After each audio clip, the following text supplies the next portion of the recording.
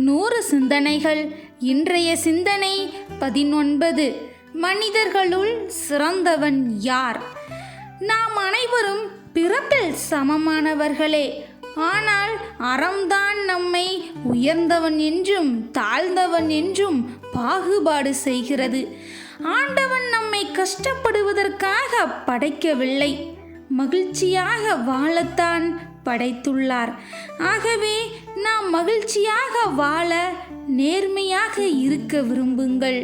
நம்மால் முடிந்த உதவியை மற்றவருக்கு செய்யுங்கள்.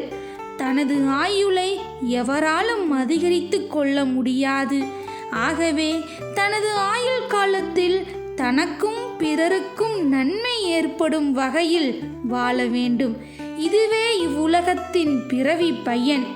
ஆகவே ஆயுள் அதிகரிக்க அதிகரிக்க தன் நல்ல செயல்களையும் அதிகரிக்க செய்பவனே மனிதர்களுள் சிறந்தவன்.